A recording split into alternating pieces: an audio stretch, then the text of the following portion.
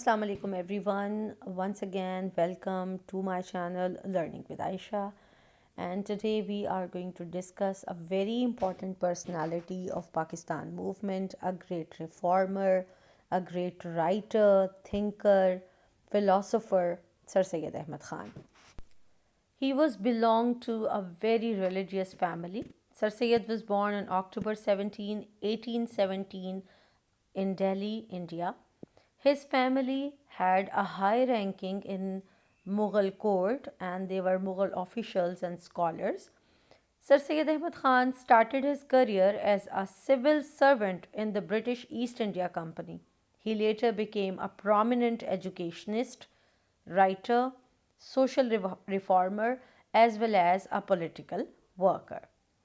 When we talk about Sir Syed's beliefs, so he believed to bridge the gap between the Muslim as well as the British. He wanted to establish a strong relationship between the Muslim community and the British. He advocated Muslims to adopt the Western education, and not only he was trying to convince the Muslim, but he provided them multiple platforms to gain modern education and to improve themselves in the field of education. Sir Syed was the one who considered that Muslims and Hindus are two different nations.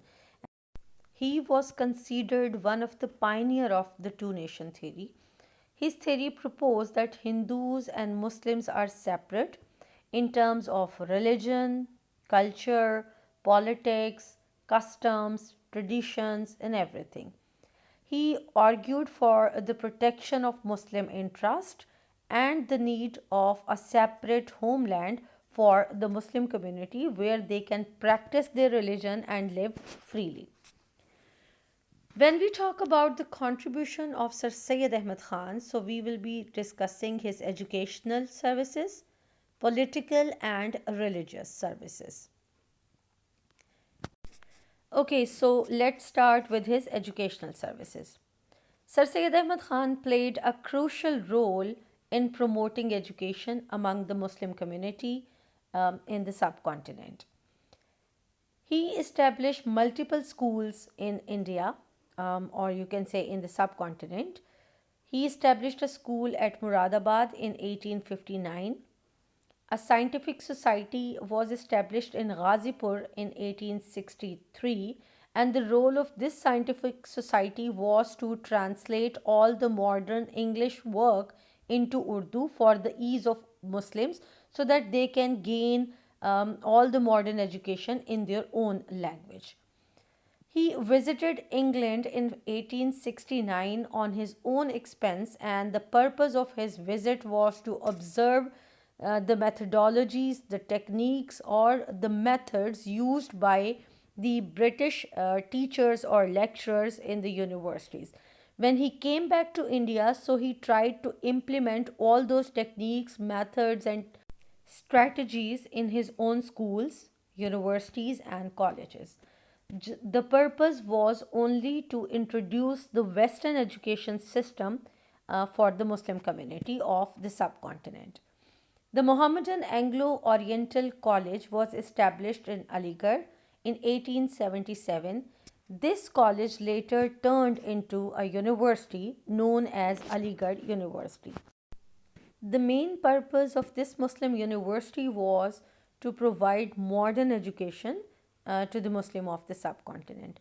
This university has a great political background as well, because later the student of Aligarh University became the pioneer of Muslim League as well as the great leader of Pakistan movement. His efforts to modernize Muslim education helped bridge the gap between the British and Muslim communities and empowered Muslims to compete in the modern education or in the modern world. Sir Syed Ahmed Khan was a prominent political figure who advocated for the rights and interests of Muslims. He served as a member of Imperial Legislative Council and voiced the concerns of Muslim community as much as possible. Sir Syed was offered to be the part of Congress, but he politely refused this offer. He was a foresighted person who had this image in his mind that Congress is not going to favor the Muslim community, and later it proved that Congress was only the party of the Hindus. He considered the involvement of Muslim in politics very important. However, he advised them to stay away from politics, especially Congress, until they acquire modern education and understand English. Mohammedan Educational Conference was established in 1886 to promote education among Muslims and to discuss and address political, social, and educational issues.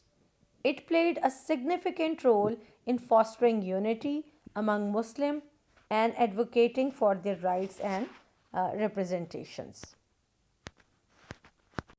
Sir Syed Ahmed Khan का जो main focus था वो ये था कि मुसलमान सबसे पहले अपने आप को मॉडर्न एजुकेशन की तरफ लाएं, because at that time the Muslims were not ready to send their kids to western schools. उनका मानना था कि उनके बच्चों को क्रिश्चियनिटी में कन्वर्ट किया जा रहा है and they weren't agree to send them to schools. बच्चों को घर बिठा लिया गया था और सर सैयद फोकस कर रहे थे इस बात पे कि पहले आप एजुकेशन गेन करें, पॉलिटिक्स में जाना बाद की बात है, बिकॉज़ जब तक आप अपने कंपेटिटर के इक्वल नहीं आ जाते, उसको compete करने के लिए आपके पास इतना नॉलेज नहीं आ जाता, तब तक पॉलिटिक्स में जाना या उनके ख़िलाफ़ खड़े होना बेवकूफ़ी है और कुछ भी नहीं. फिर हम बात करते हैं सर सैयद की रिलीजियस रिफॉर्म्स की या रिलीजियस सर्विसेज की. ओके, सर सैयद क्योंकि फ़ोकस कर रहे थे वेस्टर्न एजुकेशन को, क्योंकि फ़ोकस कर रहे थे मॉडर्न एजुकेशन को, तो there were many religious scholars जिन्होंने सर सैयद के ख़िलाफ़ फतवे भी दिए कि मुसलमानों को उकसा रहा है या ये ख़ुद काफिर हो चुका है. But sir Syed was actually a Muslim religious person, and he himself belonged to a very religious family. So he tried to come up with those great ideas which can lead or which could lead the people or the Muslims towards the religion. He wrote a pamphlet contemporary on the Holy Bible. In Urdu, it is known as Tabayyun al-Kalam, in which he discussed the similarities between Christianity and Islam, just to clear the Muslims that Islam and Christians are somehow the same religion. Not the same, but they have many similarities, and we do believe that Hazrat Isa alayhi salam is the second last prophet of Allah Ta'ala. He also wrote another pamphlet named as Food Laws of Prophet of the Book, in which he explained that Islam doesn't forbid them from eating with Christians. अब इन books का और इन pamphlets का directly और indirectly link Muslims के साथ भी था और ब्रिटिश के साथ भी था. He was trying to convince both of them कि आप दोनों कम्युनिटीज़ या आप दोनों रिलीजन जो हैं वो एक दूसरे के बहुत करीब हैं. So instead of standing against each other, better to cooperate और वर्क टुगेदर और in cooperation. He wrote another book, Jalalul Qalb Zikrul Mahbub. It was a biography of Prophet Muhammad sallallahu alaihi wasallam.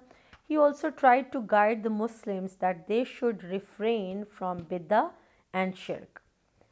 Tohfai Hasan, it was a translation of Persian books, 2 chapters written by Shah Abdul Aziz, and in this book he advocated for unity among Muslims and believed in the importance of mutual respect and tolerance. He rejected sectarianism and encouraged Muslims to focus on their shared beliefs and values. उनका मानना था कि हमें इन sect से निकलना है, whether we are Shia, Sunni, Wahhabi, Deobandi, but that was the time when the Muslims need unity. So they must stand together with each other, they must be united. Otherwise वो खुद अपने दुश्मन को ये chance दे रहे हैं, ये मौका दे रहे हैं कि आए और हमें ख़त्म कर दे. The background of Aligarh movement was that the unsuccessful war of independence, which was fought between the people of subcontinent or the Indians and the British. It made the British realize or believed that Muslims were responsible for the uprising. उनका मानना ये था कि ये सारी की सारी कारस्तानी ही मुसलमानों की थी. After 1857, the War of Independence, the British started treating the Muslim community brutally. सबसे ज़्यादा हिट लिस्ट पे जो कम्युनिटी उस वक्त आई 1857 वॉर के बाद वो मुस्लिम कम्युनिटी थी. Hindus were good in making relationship with the British, plus they were gaining modern education, western education में आगे थे. और हिंदूज़ ने मुस्लिम्स के ख़िलाफ़ ब्रिटिश को ये रियलाइज़ करवा दिया था कि ये सारी की सारी रीज़न रूट कॉज जो हैं वो मुस्लिम ही हैं इस वॉर की. And then we face the consequences of the war. The Mughal Empire liquidated and religious education, Persian and Arabic were banned from schools. English became the official language and medium of instructions in all institutions. Plus, the brutality of British and new school systems made Muslims furious. And because of this anger and agitation, they stopped sending their kids to school. They boycotted Western education, modern education, and because of this, they missed multiple opportunities. सबसे पीछे रह गए इन सारी गुस्से में, इस सारे के सारे बाइकॉट में. Here we'll be discussing the central aims or the objectives of Aligarh movement.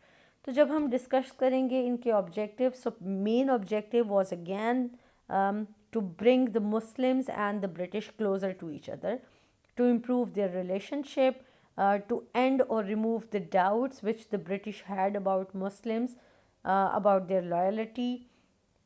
Another aim was to improve the social and economic position of Muslims by encouraging them to receive Western education and take up posts in the civil service and army.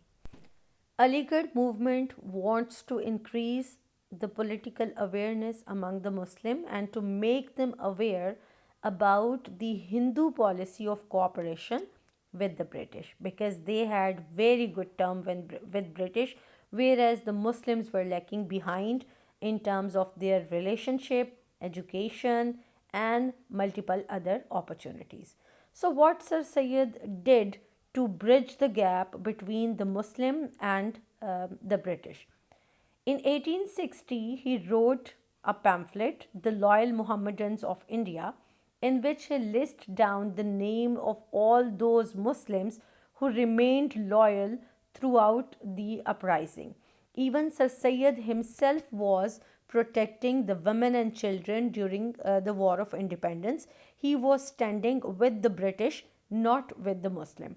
So he made the British realize that Muslims were not only the cause of the war, there were many other causes. For this purpose, he wrote another pamphlet with the name of Essay on the Causes of the Indian Revolt. In this essay, he wrote down or he pointed out the reasons for the war.